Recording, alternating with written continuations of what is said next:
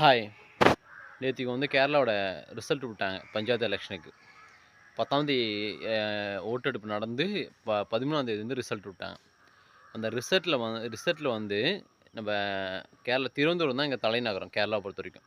அந்த திருவனந்தபுரத்தோட மேயர் யாருன்னு கேட்டீங்கன்னா, பிஜேபியோட ஆள் தான் இதுக்கு அந்தாண்ட. ஏன்னு கேட்டீங்கன்னா, அவங்க ஜனங்கள் வந்து ஏகப்பட்ட விஷயங்கள கோரிக்கையா வச்சாங்க. இது பரண கட்சிக்கிட்ட. அப்படி வச்சு அவங்களோட கோரிக்கைகள எதுவுமே நிறைவேத்தல. இப்ப நீங்க திமுக ஆட்சி என்ன பண்ணுது? சில பேரோட கோரிக்கை வந்து கண்டுக்க மாட்டேங்குதுல்ல.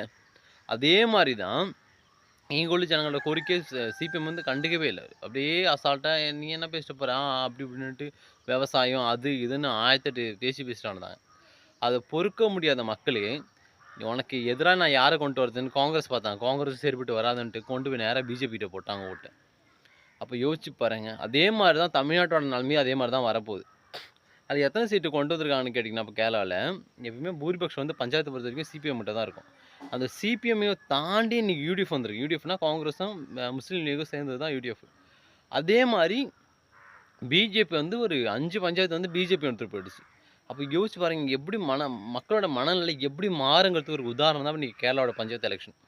நம்ம நினைச்சோம் பஞ்சாயத்து எலக்ஷன் தான். அது என்ன பெரிய மாற்றங்கள் உருவாகிப்படுது அப்படின்லாம் நினைக்கக்கூடாது. ஏன்னு கேட்டா, பஞ்சாயத்து எலக்ஷன் தான் ஒரு அடிப்படை அரசியலுக்கு கூட ஒரு அடித்தறையே பஞ்சாயத்து எலக்ஷன்ல தான் ஆரம்பிக்குது. அப்போ அந்த பஞ்சாயத்து எலக்ஷன்ல இந்த அளவுக்கு ஒரு வீழ்ச்சி ஒரு சிபிஎம்முக்கு வந்திருக்குன்னா, அதே வீழ்ச்சி தாங்க எனக்கு தெரிஞ்சு திமுகவுக்கும் வர வாய்ப்பு. ஏன்னு கேட்டா, திமுக எடுக்கிற முடிவுகளா இருக்கட்டும், திமுக எடுக்கிற ஊழலா இருக்கட்டும், அது எல்லாமே பொது ஜனங்களுக்கு வந்து அந்த அளவுக்கு ஒரு கஷ்டத்த உருவாக்குது. ஒரு இலவசங்கிற பேர்ல நம்ம எந்த இலவசம் வேணா குடுத்துடலாம்.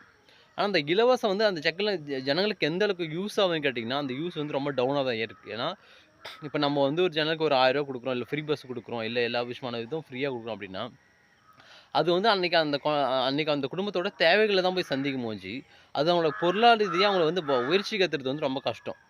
அப்ப அவங்களுக்கு எப்படி கொண்டு வரணும்னு கேட்டீங்கன்னா, அந்த வீட்ல இருக்க குழந்தைகளா இருக்கட்டும், அந்த வீட்ல இருக்கவங்களுக்கு ஒரு வேலை வாய்ப்பா இருக்கட்டும், இல்ல ஒரு ஒரு ஃபேக்டரி உருவாக்கி அதில ஒரு அவங்களுக்கு வேலை வாய்ப்ப குடுக்கணும். இல்ல படிச்சு உட்காந்துருக்காங்க. இல்ல அவங்களுக்கு ஒரு உதவித்தொகை மாரி அப்படி குடுக்கணும். அப்படி கொண்டு வந்தா மட்டும் தான் ஜனங்களோட நன்மதிப்ப வந்து ஒரு ஒரு அரசாங்கம் எடுத்துக்க முடியும். ஏன்னா, இப்ப எத்தன பேரு படிச்சு கிடிச்சுட்டு ஒரு டிகிரி எடுத்து முடிச்சுட்டு, இல்ல ஏதாச்சும் ஒரு இது முடிச்சுட்டு, ஒரு வேலைகள்ல கவர்மெண்ட் வேலைக்கு அப்ளை பண்ணாலும் வேலை கிடைக்கல அப்படிங்கிறது ஏதாச்சும் ஒரு இது இருக்கும்போது, அவங்களுக்கு ஏதாச்சும் ஒரு ஒரு பெனிஃபிட் கிடைக்குது அவங்களுக்கு அவ்வளோதானே.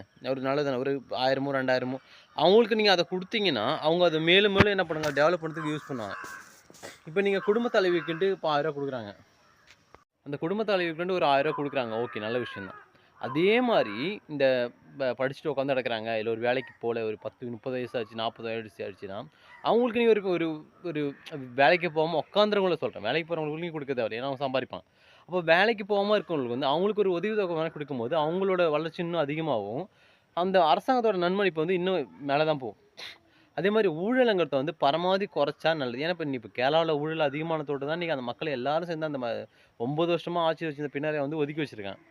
அப்ப அதே மாரி இப்ப இத்தன வருஷ காலமா 40, 50 ஆண்டு காலமா ஆண்ட கட்சி திமுகவும் இருக்கட்டும், அதிமுகவா இருக்கட்டும், அவங்க பண்ற ஊழலுக்கு ஒரு விடுதலை கிடைக்கும்னு பார்த்தா கண்டிப்பா கிடைக்கும். அதுக்கு ஒரு உதாரணம் தான் இன்னைக்கு உள்ள கேரளாவுல பஞ்சாயத்து எலக்ஷன்.